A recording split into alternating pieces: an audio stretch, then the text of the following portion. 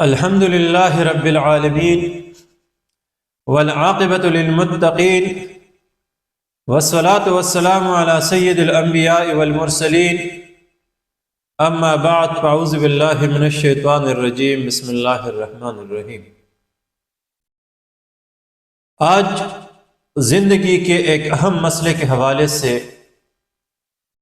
غزوہ احد سے ہم رہنمائی حاصل کرنے کی کوشش کرتے ہیں کہ جب ایک بندہ یا ایک گروہ یا ایک پارٹی یا ایک جماعت مشکلات میں پھنس جائے یا مزاحمت اور عزیمت کا راستہ اختیار کرے اور اس کے سامنے بے شمار مشکلات، دشواریاں اور تکالیف ہو، رکاوٹیں ہوں، موت و حیات کی کشمکش میں پھنس جائے، ایسی حالات میں کیا کرنی چاہیے؟ غزوہ احد سے اس حوالے سے بہترین رہنمائی حاصل ہو سکتی ہے۔ یہاں تک ہم پہنچے تھے کہ جب پیغمبر اسلام صلی اللہ علیہ وآلہ وسلم کی رہنمائی میں زیر قیادت لشکر اسلام میدان احد تک پہنچی اور سامنے لشکر کفار پڑاؤ ڈالی ہوئی تھی، دونوں ایک دوسرے کو دیکھ سکتے تھے، ایسی نازک موقع پر عبداللہ ابن ابی اپنے 300 ساتھیوں کے ہمراہ مسلمانوں کی لشکر سے جدا ہوا اور واپس مدینہ کی جانب روانہ ہوا۔ یہ ایک بہت مشکل گھڑی تھی، اسی کی وجہ سے مسلمانوں کے لیے بے شمار مشکلات پیدا ہو سکتے تھے یا پیدا ہو گئے، لیکن اس نازک موقع پر رسول اللہ صلی اللہ علیہ وآلہ وسلم کی قیادت اور پالیسی کو آپ دیکھیں تو آج ہم اس سے بہت کچھ سیکھ سکتے ہیں۔ رسول اللہ صلی اللہ علیہ وسلم نے اعلان فرمایا کہ آپ میں سے کون ہے جو ہمیں مشرکین کی لشکر کے نزدیک سے گزرنے کے بغیر کسی نزدیکی راستے سے احد کے دامن تک لے جائے۔ صحابہ میں سے حضرت ابو خثیمہ رضی اللہ تعالیٰ عنہ نے اپنی خدمات پیش کی کہ اے اللہ کے رسول میں ایسا کر سکتا ہوں، لہٰذا ابو خثیمہ رضی اللہ تعالیٰ عنہ کی رہنمائی میں لشکر اسلام آگے روانہ ہو گئی اور وادی کے آخری سرے کوہ احد یا احد کے پہاڑ کے دامن میں اترے اور ایسی جگہ پر آپ صلی اللہ علیہ وسلم نے پڑاؤ ڈالی کہ پیچھے احد کا پہاڑ تھا اور سامنے مشرکین کا لشکر تھا اور پھر اسی مشرکین کے لشکر کے پیچھے مدینہ منورہ تھی، اور اسی جگہ کو رسول اللہ صلی اللہ علیہ وسلم نے اپنے مورچے اور اپنی لڑائی کے لیے منتخب کیا۔ اب رسول اللہ صلی اللہ علیہ وسلم کی اس فعل اور اس کردار پر اگر ہم نظر ڈالیں اور اس پر تحقیق کریں تو اس سے جو نکات ہم اخذ کر سکتے ہیں ان میں سے چند حسب ذیل ہے۔ پہلے نمبر پہ اگر دیکھا جائے تو اس سے پہلے غزوہ بدر کے موقع پر لشکر کفار میں پھوٹ پڑی تھی اور احنس بن شریق کی سربراہی میں تقریباً 300 لوگ ابو جہل یا لشکر کفار سے الگ ہو گئی تھی، اور لشکر قریش کا یہ خیال تھا کہ احنس بن شریق کی وجہ سے ان کی لشکر میں پھوٹ پڑی اور یہی بد اعتمادی، بد انتظامی اور پھوٹ کی وجہ سے احد کے بدر کے میدان میں لشکر کفار کو شکست پاش ہو گئی۔ تو اسی حربے کو لشکر قریش نے یا لشکر کفار نے مسلمانوں کے خلاف آزماتے ہوئے یہ بھی ممکن ہے کہ عبداللہ ابن ابی مدینہ منورہ کے اندر مسلمانوں سے الگ ہونے کے بجائے میدان احد تک آنے کے بعد ہی جدا ہو گئی۔ تو یہ بھی عین ممکن ہے کہ یہ قریش کی ایک چال تھی، عبداللہ ابن ابی پہلے سے ان کے ساتھ رابطے میں تھا، تاکہ عین میدان جنگ میں مسلمانوں کی لشکر سے ایک بڑی تعداد جدا ہو جائے۔ تو اس کی وجہ سے بدر کے موقع پر جس طرح لشکر کفار میں پھوٹ پڑی تھی، اسی طرح لشکر اسلام میں پھوٹ پڑے گی، اور یہ حربہ کفار کی کسی حد تک کامیابی ہو چکا تھا،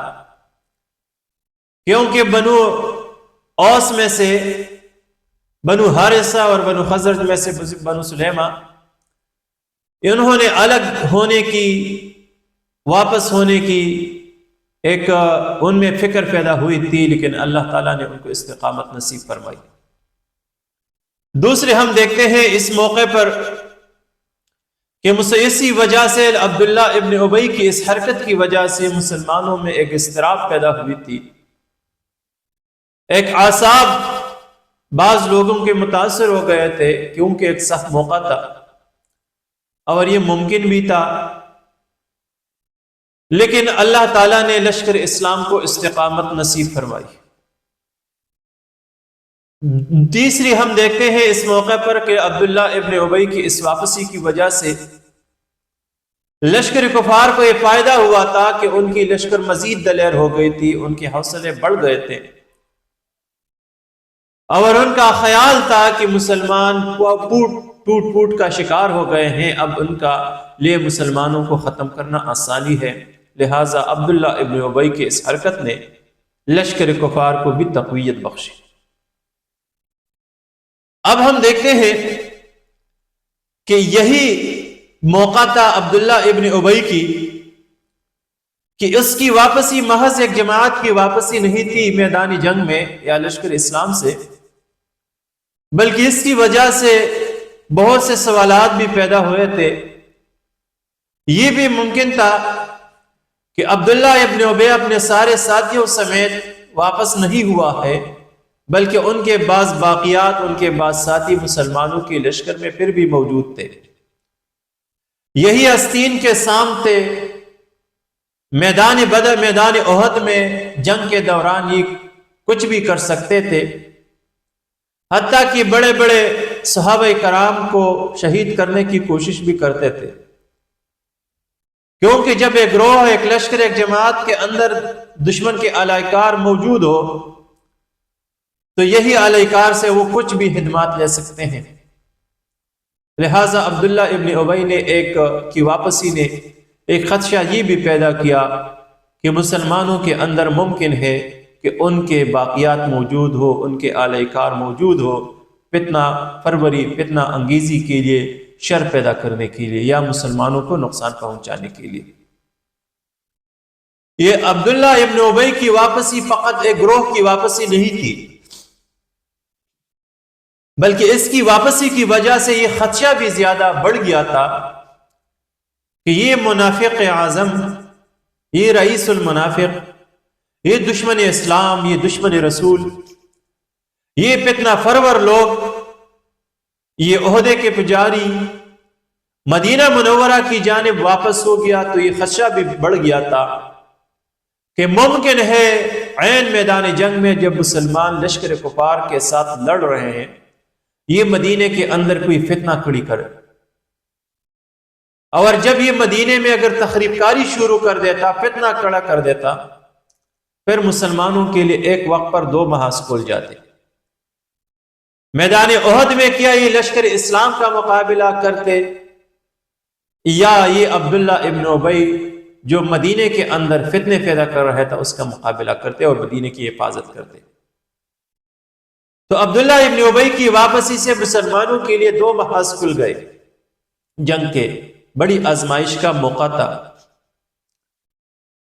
سب سے بڑی جو ہم دیکھتے ہیں اس غزوہ احد کے موقع پر، تو اس سے پہلے غزوہ بدر کے موقع پر لشکر کفار اس جگہ پر لڑی تھی، اس مورچے پر لڑی تھی کہ ان کے پیچھے مکہ مکرمہ تھا اور سامنے لشکر اسلام، اور اس جگہ پر لڑی تھی جہاں پر مسلمان چاہتے تھے، رسول خدا چاہتے تھے کہ وہ اسی مقام پر لڑے ان کی مرضی کے مطابق، اور جب لشکر کفار کو مار پڑی، ان پر تھوڑا سخت وقت آ گیا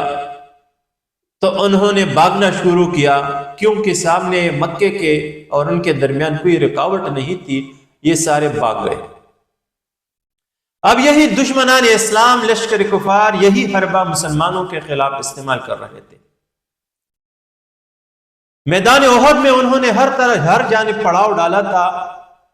اور اپنی مرضی کے مطابق میدان احد میں مسلمانوں کو اتروانا چاہتے تھے، تاکہ مسلمان اسی جگہ پر لڑے جس جگہ پر وہ لڑوانا چاہتے ہیں۔ اور غزوہ بدر کا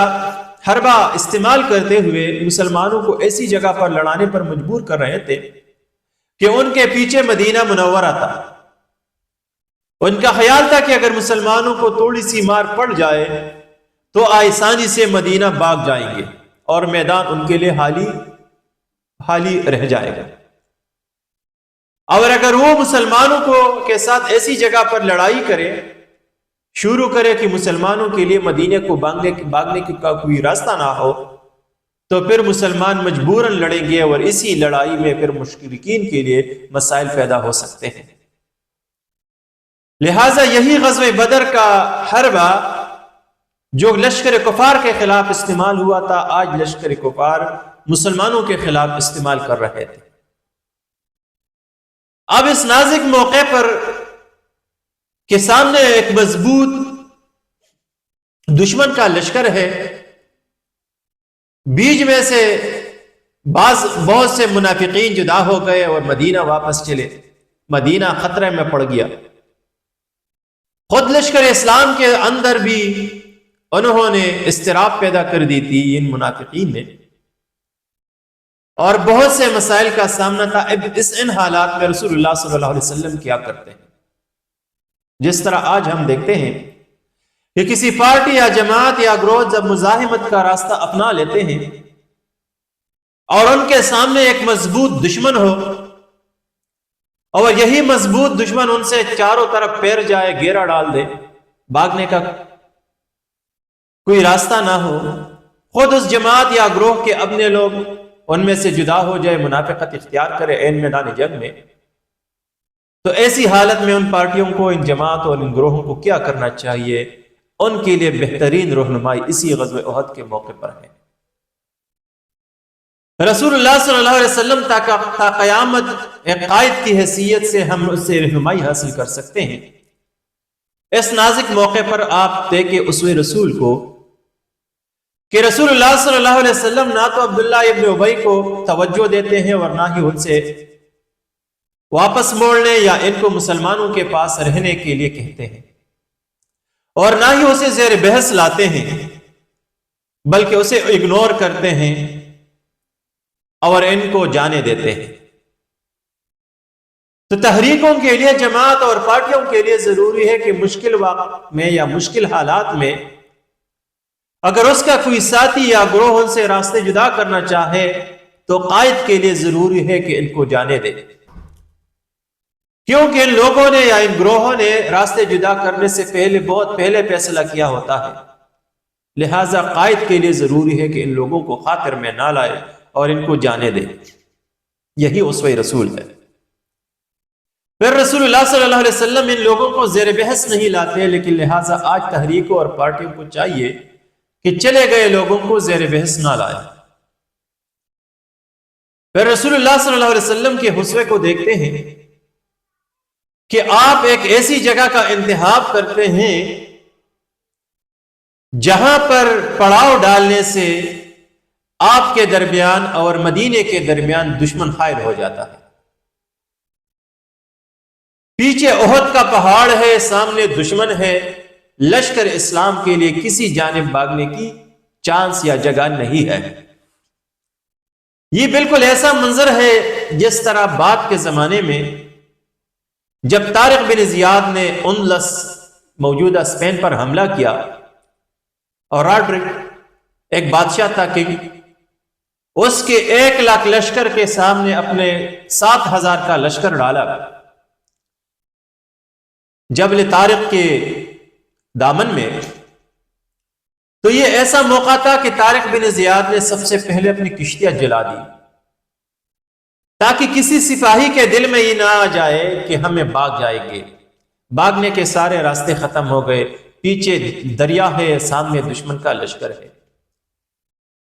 لہٰذا یہی موت و حیات کی کشمکش تھی کہ طارق بن زیاد اور اس کے سارے سپاہی بے جگری سے لڑے۔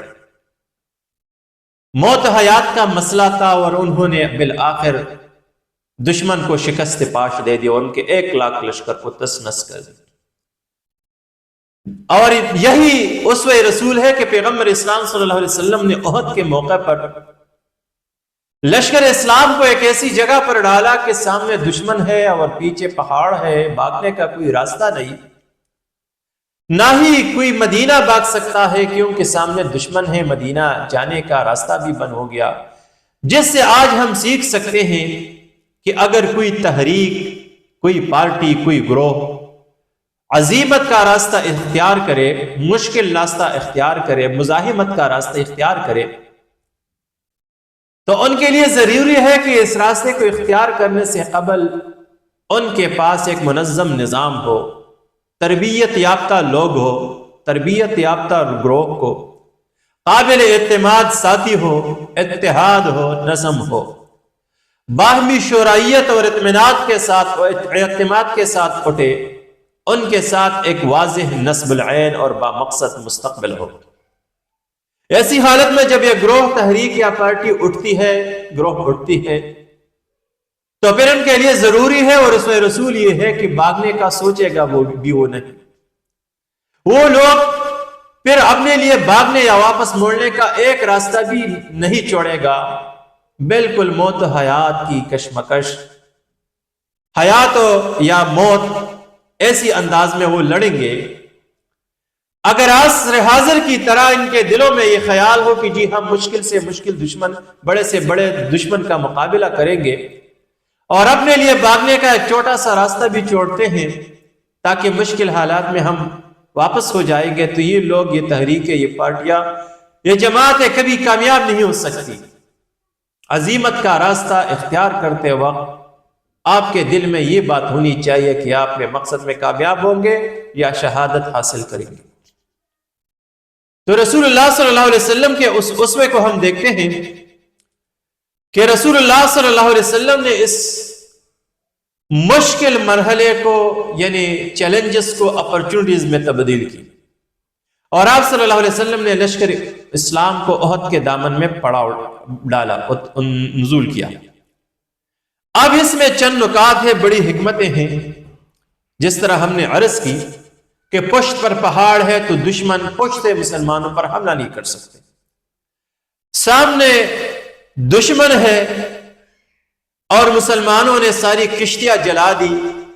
اب کفار کو پتا چلا کہ مسلمان یا مریں گے اور یا جیتیں گے، مدینہ جانے کا کوئی چانس نہیں رہا کیونکہ ہر جانب دشمن پھیلی ہوئی ہے۔ اب دیکھیں رسول اللہ صلی اللہ علیہ وسلم کے اس اقدام کو کہ خود مسلمانوں کی جماعت یا لشکر اسلام کو بھی میں سے اکثریت کو یہ پتہ نہ چلا کہ عبداللہ ابن ابی اپنی مرضی سے واپس ہوا ہے یا جنگی حکمت عملی سے۔ لشکر قریش میں بھی اکثریت کو یہ پتہ نہیں تھا کہ مسلمانوں کے ساتھ آیا ہوا یہ عبداللہ ابن ابی اور جماعت اپنی مرضی سے واپس ہوا ہے یا کوئی جنگی چال ہے، کیونکہ جس جگہ پر رسول اللہ صلی اللہ علیہ وسلم نے پڑاؤ ڈالا ہے وہ مدینے کے بالکل برعکس ہے۔ مدینہ اور رسول اللہ صلی اللہ علیہ وسلم کی لشکر کے درمیان یہ لشکر قریش اب پنس گئے، پیچھے مدینہ ہے لشکر قریش کے اور سامنے لشکر اسلام ہے۔ اب لشکر قریش ذہنی کشمکش اور اعصابی تناؤ کا شکار ہو گئے کہ رسول اللہ صلی اللہ علیہ وسلم نے جس جگہ کا انتخاب کیا، ممکن ہے کہ سامنے سے ہی ہم پر حملہ کریں گے اور پیچھے سے جو لوگ آپ کے لشکر سے جدا ہوئے ہیں یا مدینے میں اگر کوئی ہے تو پیچھے سے حملہ آور ہو جائیں گے۔ ایسی حالات میں لشکر قریش یا لشکر کفار سامنے اور پیچھے سے پنس جائے گا اور پھر شکست ان کی مقدر ہوگی۔ لہٰذا رسول اللہ صلی اللہ علیہ وسلم کی اس حکمت سے لشکر قریش بجائے خوشی اور دلیری کی مزید اعصابی تناؤ کا شکار ہو گئے، ذہنی انتشار کا شکار ہو گئے۔ اور یہی وجہ ہے کہ مسلمانوں کے مختصر سے حملے سے پہلے ہی حملے سے وہ حوصلے ہار بیٹھے اور بھاگنے پر مجبور ہو گئے۔ اب جنگ میں کیا ہوتا ہے اور اس سے ہم کیا سیکھ سکتے ہیں، آنے والے لیکچرز میں انشاءاللہ اس پر تفصیل سے بات ہوگی۔ رب کائنات سے دعا ہے کہ ہمیں سیرت النبی صلی اللہ علیہ وسلم کو سمجھنے کی توفیق عطا فرمائے۔ وآخر دعوانا ان الحمدللہ رب العالمین۔